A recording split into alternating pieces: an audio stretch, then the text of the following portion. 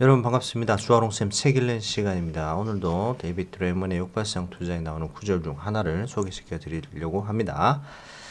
자, 당신은 승산 없는 게임에 얼마를 걸겠습니까? 하는 구절입니다. 같이 한번 살펴보도록 하겠습니다. 1970년대 초반 내가 애널리스트로 일할 무렵에는 인터넷이 없었다. 정말로 없었다. 요즘 대형 증권사에서 일하는 애널리스트들은 경쟁사의 보고서, 예측치 수정 등 방대한 양의 정보를 즉시 손에 넣을 수 있다. 지금은 1970년대에 비해 입수할 수 있는 정보가 기하급수적으로 증가했다. 수동식 전화기에서 최신형 아이폰으로 갈아탄 셈이다. 그러나 정보 혁명에도 불구하고 수익 예측의 오차가 너무 커서 대부분 주식의 내재 가치를 산정하는데 전혀 활용되지 못하고 있다. 그렇게 믿을 만한 충분한 이유가 있으며 그러한 사실을 곧 확인하게 될 것이다. 이것은 단지 업계에 종사하는 동료들만의 문제가 아니다. 다들 알겠지만 아이폰이 있든 없든 예측은 과학과 거리가 멀다. 기상 예보관이 화창하다고 해서 외출했더니 오후에 소나기가 내려 홀딱 젖는 경우가 있는데 월스트리트의 애널리스트는 이런 기상 예보관과 닮은 점이 생각보다 많다. 여러분도 가끔 나처럼 푼돈으로 포커를 즐길 것이다. 그런데 사람들은 승산 없는 게임에 얼마나 돈을 걸까? 애널리스트라면 아마 훨씬 더 큰 돈을 걸 것이다. 앞에서 보았듯 사람들은 돈을 딴다고 생각하면 당첨 확률이 1만 분의 1이든 1000만 분의 1이든 똑같은 금액을 주고 기꺼이 복권을 산다.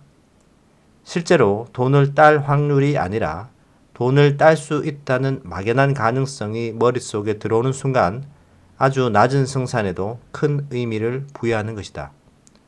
돈을 날릴 확률이 1000배로 높아져도 마찬가지다. 사람들은 바보일까? 그럴 수도 있겠지만 우리가 살펴본 대로 버블이 부풀고 광기가 휩쓸 때마다 많은 투자자 역시 승산 없는 게임을 했다. 투자자들은 안정적인 시장에서도 불리한 게임을 한다. 물론 버블에서만큼은 아니지만 그래도 여전히 아주 불리한 게임에 뛰어든다. 그렇다면 투자자들은 왜 일관되게 이런 행동을 할까? 새벽부터 CNBC나 블룸버그 주식 프로그램을 보거나 눈을 뜨자마자 월스트리트 저널부터 챙겨본다면 앵커나 기자들은 시장에 대해 모르는 것이 없는 양 떠들며 말쑥하게 차려입은 사람들의 조언을 귀담아 듣고 기사로 낸다는 사실을 알 수 있다. 어쩌다 보니 주식 애널리스트가 된 이 근사한 집단의 조언이 얼마나 믿을 만한지 이번 장에서 살펴보자. 애널리스트가 특정 주식이나 업종의 수익 예측치를 올리거나 낮추면 경제 뉴스에서 종종 속보로 다룬다. 그 기업의 이름도 업종도 모르지만 사람들은 예측치 상승이나 조정이란 말이 나오면 유심히 듣는다. 애널리스트가 주요 기업의 예측을 수정하면 사람들은 그 자리에 멈춰 서서 박수갈채를 보낸다. 예측치의 상승폭이나 하락폭이 크면 기업이나 업종의 주가가 크게 출렁거리기도 한다. 언론에서 관심을 갖고 취재하는 사람들은 두뇌만 쓰는 이론가가 아니라 철두철미한 현실주의자라고 자평한다.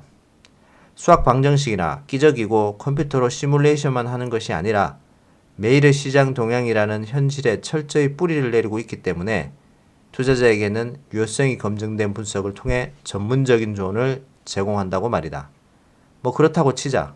이 전문가들을 시험대에 올려놓고 실제 실적이 어떤지 추적해보자. 어떤 주식을 매수하거나 보유할지 아니면 매도할지를 결정할 때 전문가의 예측치와 추천 주식은 대다수 투자자에게 결정적인 요인으로 작용한다. CNBC, 블룸버그 등 언론이 주는 정보가 기상 채널의 날씨 예상보다 조금이라도 더 정확한지 점검해 보아야 한다. 엉터리 예측, 기업의 수익 예측. 월스트리트 사람들과 금융학자들은 여러 가지 문제를 놓고 갑론을박을 하지만 기업의 수익이 주가를 결정하는 주요 요소라는 점에서는 이견이 없다. 오늘날 주식 분석은 정확한 수익 예측을 통한 주가 동향 예측에 중점을 둔다. 따라서 대형 증권사는 아직도 수천만 달러의 예산을 들여 최고의 애널리스트들을 고용해 정확한 예측치를 제공하려고 한다. 대형 은행의 신탁관리부, 뮤추얼 펀드, 헤지펀드, 펀드 매니저들은 수억 달러의 수수료 때문에 최고를 요구한다. 몇 년 전 인스티튜셔널 인베스터는 최고의 애널리스트를 선정하는 과정을 공식화했다. 인스티튜셔널 인베스터는 해마다 수백 개 금융기관을 대상으로 설문조사를 실시해 생명공학, 컴퓨터, 통신, 제약, 화학 등 주요 업종에서 최고의 애널리스트로 구성된 올스타 팀을 선정한다. 각 업종마다 1군팀, 2군팀, 3군팀, 그리고 후보 선수들이 있다. 그리고 그렇게 선정된 올스타 팀을 인스티튜셔널 인베스터의 표지에 실는데 가끔 선수들에게 소속 증권사의 회사명을 새긴 축구 유니폼을 입히기도 한다. 이 장 후반부에 살펴보겠지만 올스타 팀에 들어가기 위한 경쟁은 매우 치열하다. 여러 명을 올스타를 배출한 증권사의 수익은 치솟기 때문이다. 몇 년 전 어느 대형 증권사의 파트너 겸 리서치 팀장은 애널리스트 한 사람을 해고하겠다고 결정했다. 인사 담당자가 애널리스트의 해고 통보를 하려고 복도를 지나가는데 리서치 팀장이 뛰어와서 팔을 잡더니 숨을 헐떡이며 말했다. 잠깐만, 해고하면 안 돼. 올스타 2군에 뽑혔어. 짐작하겠지만 애널리스트의 연봉은 어마어마하다. 경력직 애널리스트는 70에서 80만 달러의 연봉을 받는다. 좀 잘 나간다 하면 더 받는다. 연봉 100만 달러 클럽도 있는데 월스트리트에서 예측 좀 한다는 애널리스트 수십 명이 여기에 속해 있다. 수입만 따지면 인기 연예인이나 프로 운동선수와 동급이다. 1000만 달러 단위로 보는 애널리스트도 있는데 이는 포천 선정 500대 기업 CEO 연봉보다 많다. 한때 통신업계 분석가로 명성이 높았던 잭 그루브만은 1990년대 중반 페인 웨버에서 살로몬 브라더스로 옮기면서 연봉 250만 달러의 2년 계약을 했다. 연봉이 너무 높았기 때문에 그루브만의 연구 동료는 살로몬 브라더스의 고객에게 제공되는 회사채 인수는 건당 그루브만 단위인 250만 달러에 제공된다고 우스갯소리를 했다. 물론 월스트리트는 10대 청소년들이 록스타나 영화 배우를 우러러 보듯 최고 애널리스트를 용으로 대접하고 있다. 2002년 닷컴 버블이 붕괴된 후 증권거래위원회와 주정부가 유명 애널리스트를 조사했고 충격적인 결과에 의해 영웅 숭배는 약간 잦아들었다. 2003년 4월 증권거래위원회와 뉴욕주 규제당국은 수천 건의 문서를 공개했다. 이 문서는 월스트리트의 전통 규정들이 위반되었으며 금융회사들이 애널리스트의 작업에 영향을 미치지 않도록 막는 정보 차단벽이 무너졌다고 보고했다.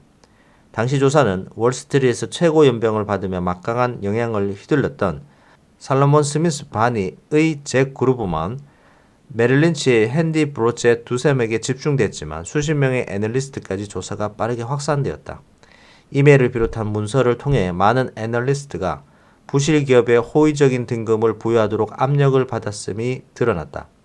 이런 부실 기업 중 상당수는 사업 계획이나 수익, 성장, 기반도 없는 다 쓰러져가는 인터넷 기업이었다.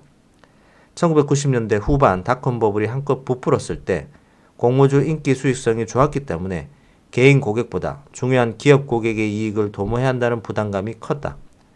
공모주 인수로 수수료 수십만 달러를 끌어들이기 위해 혈안이 된 상황에서 애널리스트는 속다르고 겉달랐다.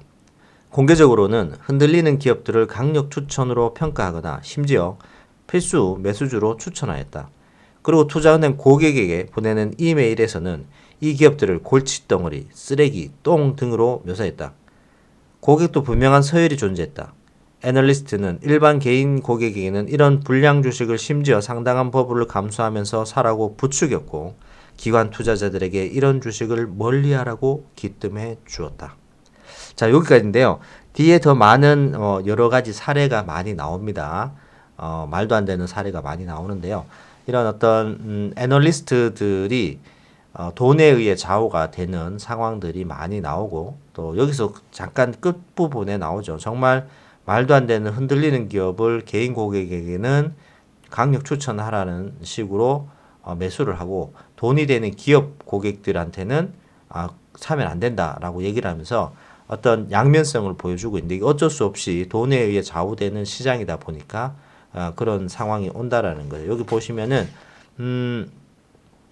이런 애널리스트들이 월스트리트의 애널리스트 전문가들이 CNBC나 블룸버그에 추천하는 이런 정보들을 가지고 여러분들께 말을 하는데 이것들이 기상 채널의 날씨 예보보다 얼마나 더 정확한지 충분히 검증이 이루어져야 된다는 것을 다시 한번 얘기하고 있습니다. 한마디로 요약하면은 돈이 있는 곳에 속임수가 있다라고 생각하시면 될 것 같습니다. 너무 전문가의 말을 맹신할 필요는 없다라는 거. 어느 정도 선을 지키고 그 사람을 꾸준히 지켜봐야 된다는 것을 다시 한번 인식시켜주는 그런 구절이 되겠습니다. 도움 되셨다면 좋아요, 구독 부탁드리겠습니다. 저는 오늘 여기까지 하겠습니다. 감사합니다.